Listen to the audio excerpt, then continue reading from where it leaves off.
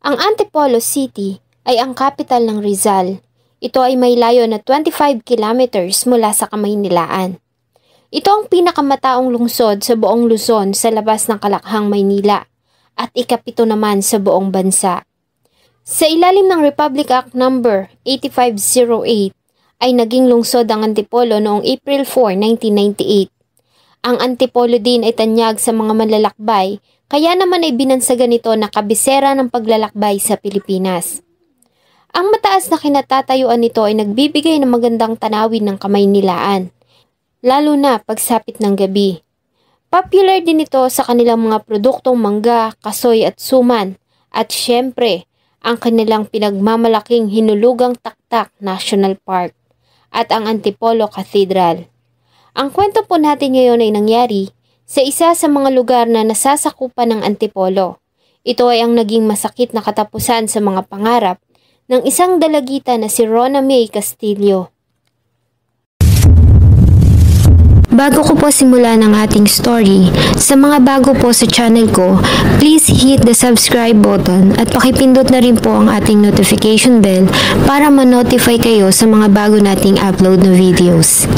March 22, 2019, araw ng Friday, nang makatanggap ng report ang tanggapan ng kapulisan ng Antipolo tungkol sa katawan ng isang babae na natagpuan sa masukal na bahagi ng Sitio Binayoyo, Barangay Kalawis.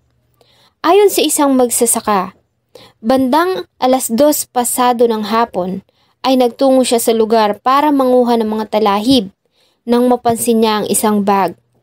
Nang bumaba siya sa mas masukal pa na bahagi ng talahiban ay isang paa ang kanyang nakita. Kaya naman ay agad siyang nagtungo sa mga otoridad para i-report ang natagpuan. Nang magtungo ang mga pulis sa crime scene kasama ang mga investigador ay nadatnan nila ang isang dalagita na nasa kalunos-lunos na kalagayan. Wasak ang kalahating bahagi ng mukha nito. Nakabukas ang suot na puting blouse at nawawala ang kanyang mga pang-ibabang kasuotan. Ayon kay SPO3 Edwin Caimoso, ang Deputy Commander ng Police Community Precinct 2 ng Antipolo City Police, ay malaki ang posibilidad na ang dalaga ay biktima ng panggagahasa. Posible din umanong sinakal ang biktima gamit ang lace ng kanyang ID, base sa mga bakas na natagpuan nila sa kanyang leeg bago ito hinampas ng isang matigas na bagay sa kanyang mukha, para siguruhing patay na ang biktima bago ito iniwan ng suspect. So, malakas yung paniniwala namin na talagang rape victims, bata. Parang lamog yung mukha ng bata at parang may mga putik na parang kinain ng hayop o kaya parang pinukpok siya. Ang biktima ay kinilalang ang 16 anyos at grade 10 student na si Rona May Castillo, base sa impormasyon na nakalagay sa ID nito na kanilang na-recover sa crime scene. Sa kanilang ginawang investigasyon ay napag-alaman nila na huling nakitang buhay si Rona May noong March 21, 2019, araw ng Huwebes.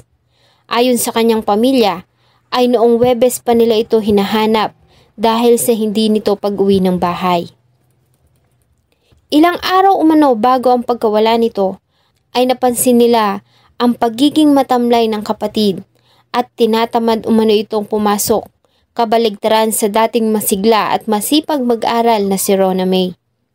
Sa kabila nito ay maaga pa rin itong bumangon at nagbihis para pumasok sa school dahil sa gaganaping examination. Ito na umano ang huling sandali na nakita nilang buhay si Rona May. Samantala, sa mga nakalap na iba pang impormasyon ay may 3 tao na inaresto ang mga kapulisan ng Antipolo na siyang tinuring nilang mga persons of interest at kinuhanan nila ng mga statement. Sa 3 POI ay isa ang nakaagaw ng kanilang pansin dahil sa pabago-bago nitong salaysay na hindi tumutugma sa kanyang mga alibay. At ang nasabing pagdududa ay nagkaroon ng linaw ng ilang mga testigo ang kusang loob na lumapit sa kanilang tanggapan para magbigay ng kanilang mga salaysay. Ayon sa ilang witnesses, ay nakita nila ang biktima na si Rona May noong 4:00 ng hapon ng March 21, 2019, araw ng Huwebes, sa bahay ng tiyuhin nito at kapatid ng kanyang ama, ang tricycle driver na si Jimmy Castillo. Nalaman din nila na bago mamatay ang biktima ay tumira ito sa bahay ng tiyuhin dahil sa mas malapit ang tirahan ng mga ito sa school kung saan ay nag-aaral ang dalaga nang tumungtong ito ng junior high school. Ngunit makalipas lamang ang isang buwan ay biglang umuwi ang dalaga sa kanilang bahay at ayon sa pamilya, mula nang bumalik ito ay kapansin-pansin ang pagiging tahimik at malungkutin nito na tila ba may malaking problema. Nutahan na po yung mga tita namin. Sinausap niya na ang asya-asya niya pa nun pero biglang sinabi niya na, tita, pagod na ako. Ayoko na pong pumasok. Webes ko, ayaw niya na talaga pumasok nun. Napilitan na po siya kasi exam. Nang mag-imbestiga ang mga pulis sa silid na dating tinutuluyan ni Rona May, ay kapansin-pansin din umano ang magulo at tila ba may mga panlalabang nangyari sa loob. Ayon sa tsorya ng mga pulis, ay marahil umano ay bumalik ang dalaga sa bahay ng tiyuhin para kunin ang mga naiwan nitong gamit. Ngunit dito ay nagawa siyang gahasain at patayin ng suspect. Malaki din ang posibilidad na nanlaban ang biktima kaya ito pinatay ng suspect bago niya ito itinapon sa talhiban kung saan nakita ang katawan. Ayon sa autopsy na isinagawa ng mga medical examination officer ng SOCO, ay positibong biktima ito ng panggagahasa. Lumitaw rin na binagsakan ng bato ang ulo nito at dahil sa magdamag na ang katawan sa masukal na talhiban, ay posibleng kinain na ng mga ligaw na hayop ang ibang bahagi ng mukha nito. Malaki din ang paniniwala ng mga pulis na walang dahilan ng mga testigo para magsinungaling dahil sa voluntaryo ang mga itong nagtungo sa kanilang tanggapan. Hindi rin umano nagtutugma ang mga alibay ng suspect na pabago-bago, maging ang kapatid nito na ama ni Rona ay naniniwalang ang kapatid ang gumawa nito sa kanyang anak. March 25, 2019 ay opisyal nang sinampahan ng kasong panggagahasa at pagpatay si Jimmy Castillo sa prosecutor's office ng Antipolo. Sa kabila nito ay mariin namang itinanggi ni Jimmy Castillo ang lahat ng akusasyon. Ayon sa kanya ay para na ring anak ang turing niya sa pamangkin, kaya naman ay hindi niya umano magagawa ang mga ibinibintang sa kanya. Sa halip, ayon sa suspect, ay huli niya umanong nakita ang pamangkin noong hapon ng March 21, 2019 na naglalakad galing sa eskwelahan. Kinawayan niya pa umano ang dalaga ngunit hindi siya nito pinansin. Dahil may sakay na pasahero sa kanyang tricycle ay hindi niya na ito hinintuan, subalit ayon sa kanya ay kapansin-pansin umano na tila may problema ang dalaga.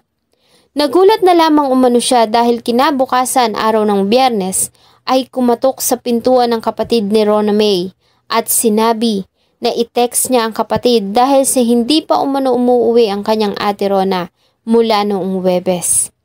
Yung pawang katotohanan. Kasi po, mga bata na yan, sa akin po yung tumira. O pa nga po yung pamangkin ko. Hindi nga po ako napansin kasi ang takbo ng motor ko. Parang sabi ko, sa isip ko lang, ma'am, parang may problema. Yung time na yun, diretso kong si Chokabati, kasama ko si ma'am, hindi ko na po nakita. Kinabukasan po, nang-araw na ng Biyernes, tumuktok sa pinto yung yung kapatid niyang batang babae. Nang sabi po ay, Tito, i-text mo daw po si tatay kasi kahapon pa hindi na uwi si ate. Si Jimmy Castillo ay nasa pangangalaga pa rin ng mga Antipolo Police habang nililitis ang kanyang kaso sa hukuman.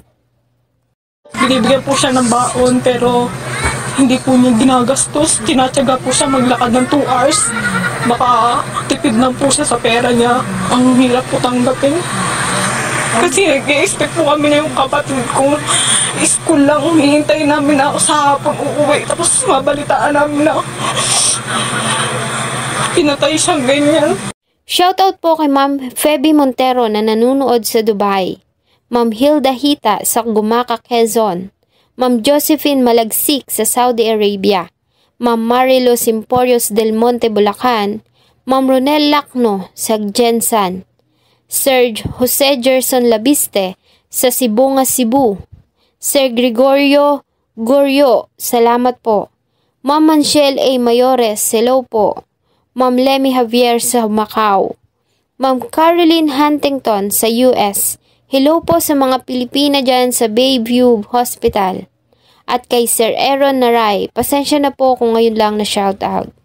At sa inyo pong lahat na patuloy na tumatangkilik ng akin pong mga video, huwag niyo pong kalimutang mag-iwan ng inyong salubin at suggestion sa atin pong comment section. Thank you so much po and see you in my next video.